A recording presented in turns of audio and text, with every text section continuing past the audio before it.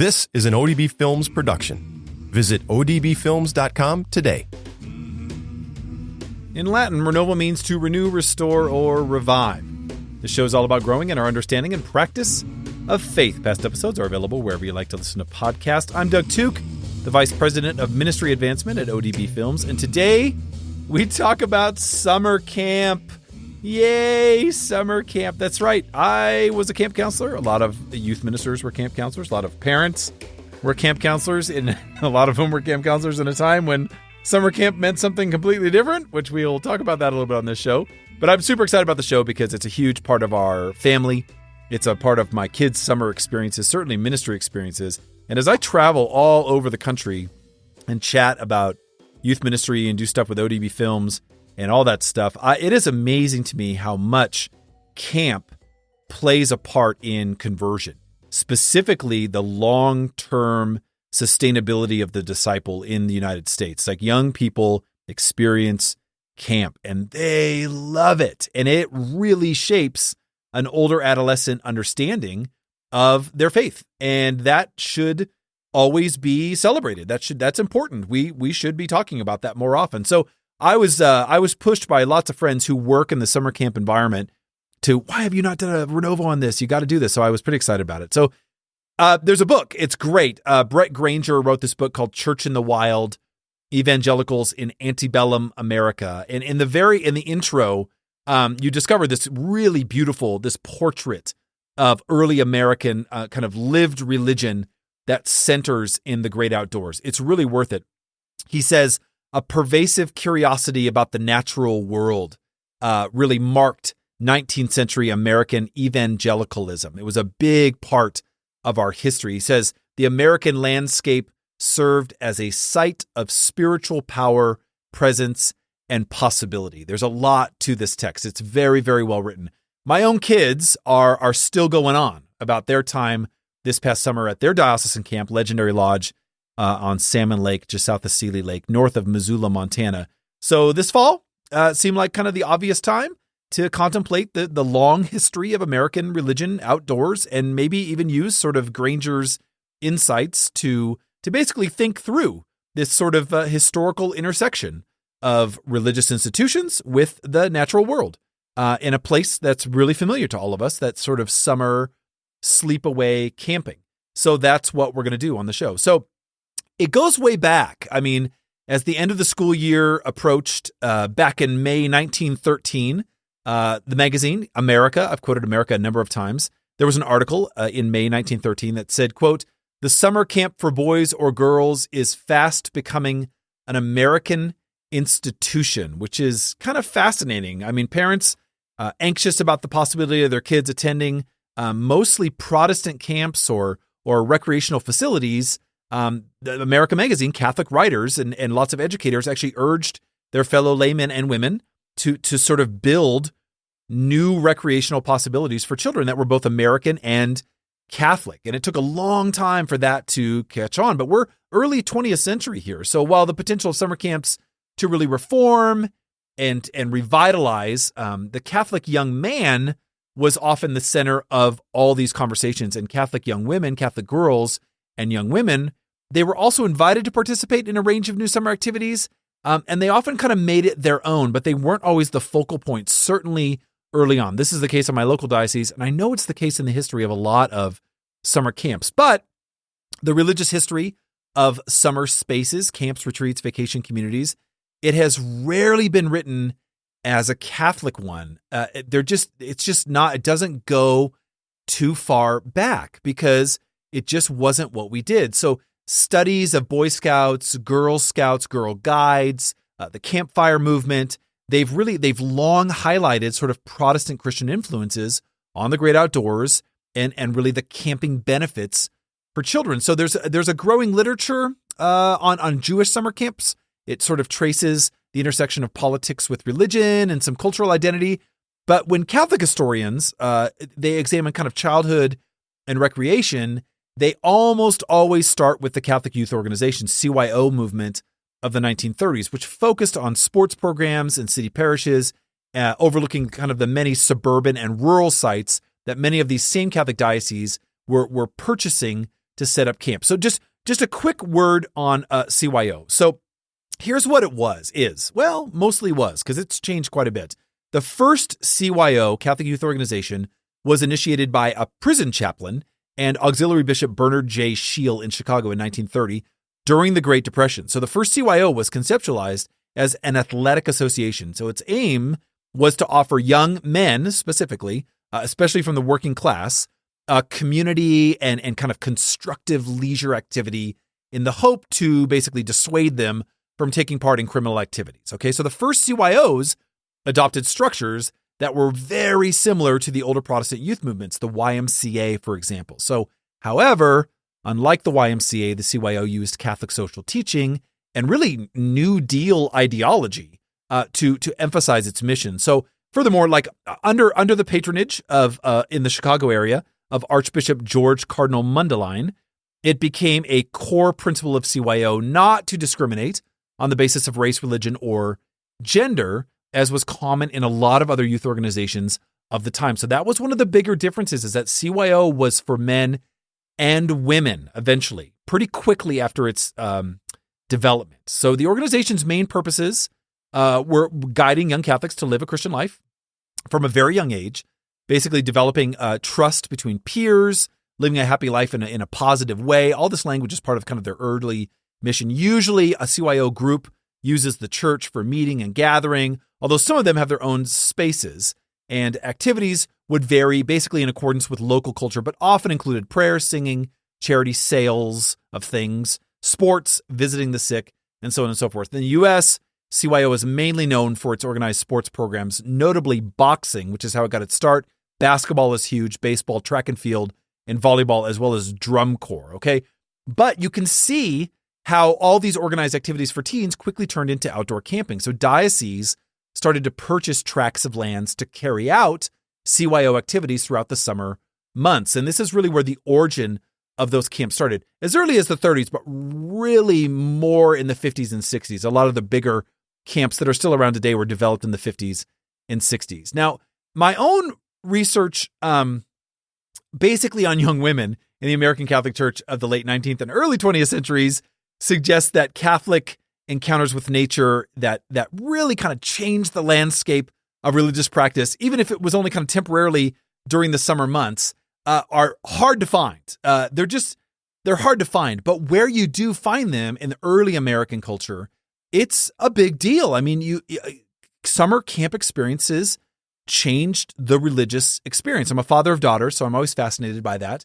And what you find naturally when you study this history is you got to go to New York.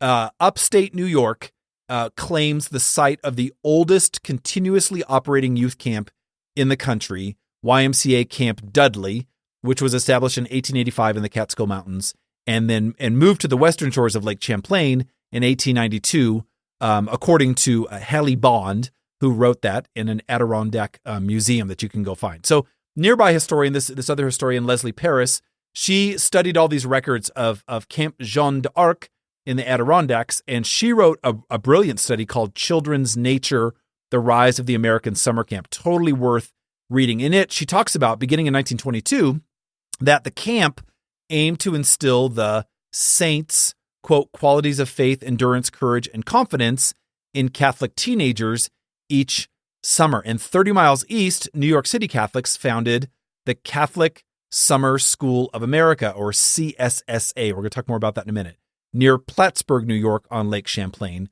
basically in search of, quote, a valuable collective experience. And it was designed for clergy, lay people, and their families. So this is the roots. This is pre-CYO. This is like where it comes from. Obviously, a gigantic population in the state of New York fed that well, which if anybody in the modern era knows that keeping your camp viable is very, very difficult.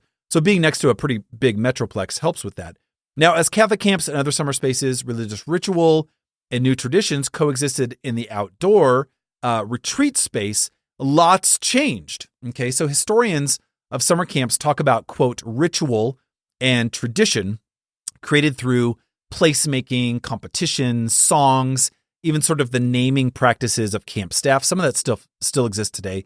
But these new rituals, they had to kind of join these established religious ones. So camp chapels, both outdoor and traditional, were a part of a lot of summer campers' weekly experiences. And in Hallie Bond's History of Adirondack Camps, she says, quote, outdoor chapels were part of a really long tradition of seeing the ecumenical, quote unquote, ecumenical Christian services available to Protestant campers. They didn't extend to Catholic campers, and in part because of canon law. And canon law, as you know, it requires specifically sacramental practices to take place in a church, certainly at the time in the context of each of the local ordinaries. It was not really permitted to take place in the great outdoors. You were not having outdoor masses in 1918. Let's just put it that way, okay? Now, Catholic campers that were at these Protestant camps, they were required by their religion to attend Mass every Sunday in the nearest town, in a consecrated church. So non-denominational camps actually back then would take boys and girls to Mass in the nearest town. And some Catholic summer camps built chapels on site later on for Masses that were typically celebrated by a visiting priest. But there actually was early practice of moving those kids, which is kind of amazing. All right. With camp archives kind of scattered in all kinds of just private collections, it's really hard to find stuff. Archdiocesan archives across the United States, they're all so different. It's pretty useful to actually kind of look at one of the most important and really kind of understudied things, which is like camp-like spaces for girls, specifically in the 19th and early 20th century America. So this Catholic Summer School of America that we talked about before really was remarkable in that way and really portrayed the first co-ed camping. Now, CSSA was not a traditional sleepaway camp for young people. There's lots of recently discovered kind of photographs and other records of the CSSA, which suggest that young women and their spiritual and social needs played a huge part in the summer activities. So the croquet field, the bathing beach, and the social club, not the CSSA chapel, were the sites that were kind of pictured on postcards and souvenirs from the site to get you excited about going there, using the social sort of propaganda, which is still true today, although we'll talk about that at the end of the show. So founded by Catholic men who capitalized on kind of the beauty and the increasing accessibility of the New York Adirondack region, and then they kind of connected that with the convenience to the geography of upstate New York, like we talked about, which this is part of their promotional materials, CSSA. This area was made sacred by the blood of Jesuit martyrs and of patriots, celebrating their history. So the CSSA arrived on Lake Champlain, like we talked about, in 1892, with really these kind of breathless newspaper accounts announcing the formation of a school that would rival a similar camp called Chautauqua nearby. So beginning in 1893, each summer school session lasted 6 to 8 weeks. The grounds were generally open from June 15th to September 15th, which is a lot like a lot of camps today. There was a full syllabus of weekly lectures. They were published each spring to really encourage people to attend. Look at what we're talking about. Look at how profound this is. Individual tickets for the full session would cost $6 a piece. Any 10 lectures cost a total of $2. That's amazing. Local hotels advertised rooms in Catholic magazines and newspapers, and a number of Catholic parishes and organizations really began making plans to sort of build permanent housing at the site. So get this, like these Catholic parishes wanted a place at the site of the CSSA to be there. So it was from the parishes that housing was really developed. And this is true of some of the older Christian camps today, is that it was parish-sponsored buildings that allowed for residency. Kind of fascinating. So if the beauty of European cathedrals wooed well-heeled American Catholic travelers in the early decades, Catholic Summer School, the boosters, the people who were putting the money behind it, they really encouraged kind of a new homegrown travel destination among the pines of Lake Champlain. They called it a fairy dream. One of the promotional pamphlets would swoon that this is the place of kind of a place of magic, which is amazing. So men's understanding of this place for women rested on home and family, distinguishing between like kind of scholarship and mothers.